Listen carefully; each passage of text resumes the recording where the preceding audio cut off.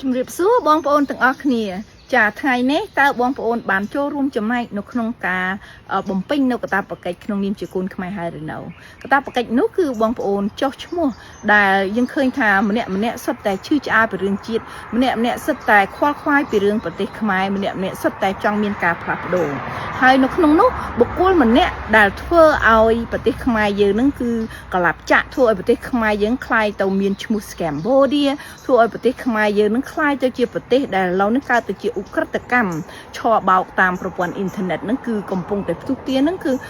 ផ្ទុះខ្លាំងហ្នឹងនៅក្នុងប្រទេសកម្ពុជាយើងហ្នឹងគឺយើងឃើញហើយគឺត្រកូលហ៊ុនតែម្ដងនៅក្នុងនោះយើងញ៉ាត់នេះគឺមិនមែនចេញមកពីខ្ញុំមិនមែនចេញមកពីអ្នកណាទេញ៉ាត់នោះគឺចេញមកពីបណ្ដឹងនៃប្រជាពលរដ្ឋខ្មែរនៅក្នុងស្រុកនិងទូទាំងពិភពលោកដែលញ៉ាត់នោះគឺបានចុះហើយបាននាំគ្នាធ្វើយ៉ាងសស័កសរំអញ្ចឹងសូមបងប្អូនរួមចំណែកចូលរួមចុះទាំងអស់គ្នាចុះញ៉ាត់ហ្នឹងដើម្បីថ្កោលទោសនៅត្រកូលហ៊ុនដែលនៅក្នុងនោះគឺយើងឃើញមានហ៊ុនសែនជាដើមដែលបានធ្វើឲ្យប្រទេសខ្មែរយើងនឹងមានឈ្មោះអាសោចហើយបាត់បង់បូរណភាពទឹកដីបង្កើតឲ្យមានការឆបោកប្រព័ន្ធអ៊ីនធឺណិតនោះគឺច្រើនលើសលប់មែនទែនដែលយើងឃើញទួននេះសហរដ្ឋអាមេរិកបានធ្វើការដាក់ទណ្ឌកម្មទួនមិនឈប់ឈរទន្ទឹមក្នុងនោះដែរយើងឃើញពេលថ្មីនេះនៅក្នុងនោះដែររដ្ឋាភិបាលកម្ពុជាឯករាជ្យ$23បានខិតខំយ៉ាងសស័កសស្រាំក្នុងនាមជាសម្លេងប្រជាពលរដ្ឋខ្មែរនៅក្រៅប្រទេសបានខិតខំធ្វើញ៉ាត់ដើម្បីដាក់បណ្ដឹងទៅតុលាការ ICC តុលាការ ICC ដែលនៅក្នុងនោះគឺតុលាការនឹងបានយើងធ្វើកិច្ចការងារនឹងរយៈពេលតាំងពីខែ2មកម្លេះខែទី4នៅក្នុងនឹងរហូតមកដល់ឥឡូវនេះដែលនៅក្នុងនោះគឺគេបានឆ្លើយតបនៅកិច្ចការដែលយើងបានធ្វើកិច្ចការដែលយើងបានដាក់ពាក្យបណ្ដឹងហ្នឹងដើម្បីធ្វើកិច្ចការងារបន្តទៀតអញ្ចឹងស្របពេលជាមួយនេះឯងគឺជាសម្លេងរបស់បងប្អូនដែលត្រូវតែចូលរួមទាំងអស់គ្នានៅក្នុងការថ្កោលទោសដែលនៅក្នុងញត្តិនៃ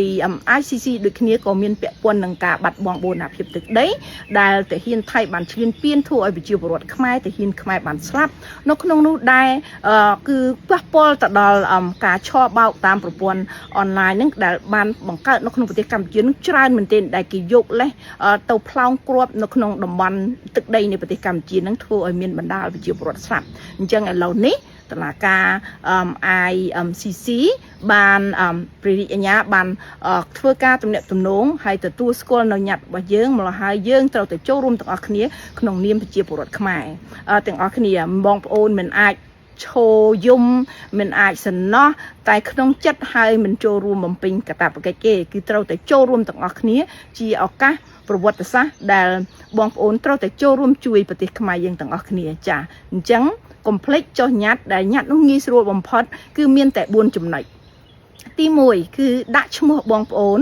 ហើយគ្រាន់តែដាក់ឈ្មោះតកូលឬក៏ឈ្មោះរបស់បងប្អូនទៅហើយទី2គឺដាក់ឈ្មោះប្រទេសដែលបងប្អូនរស់នៅបើបងប្អូននៅសហរដ្ឋអាមេរិកដាក់ប្រទេសសហរដ្ឋអាមេរិកបើនៅប្រទេសកម្ពុជាដាក់ប្រទេសកម្ពុជាហើយទី3ទៀតគឺគ្រាន់តែដាក់ចន្លោះអាយុនៅក្នុងនោះអាយុយើងមានចន្លោះពី30ពី20ទៅ30ពី30ទៅ40ជាងអញ្ចឹងបើបងប្អូននៅក្នុងចន្លោះអាយុនៅក្នុងប្រឡោះប៉ុណ្ណឹងបងប្អូនអាចចុចលើប្រឡោះមួយណាក៏បានដែរទី4គឺបងប្អូនចុច submit បានន័យថាចុចបញ្ចប់នៃញត្តិហ្នឹងអញ្ចឹងងាយស្រួលបំផុត4ចំណុចដែលបងប្អូនអាចជួយប្រទេសកម្ពុជាធ្វើឲ្យប្រទេសខ្មែរយើងក្លាយទៅជាប្រទេសដ៏ល្អដែលលើកកិត្តិយសប្រទេសខ្មែរយើងកុំឲ្យកើតទៅជាប្រទេសដែលជាប្រទេសឆបោកតាមប្រព័ន្ធអ៊ីនធឺណិតចាចូលរួមទាំងអស់គ្នាដើម្បីស្ដារជាតិយើងទាំងអស់គ្នាសូមអរគុណសូមជម្រាបលា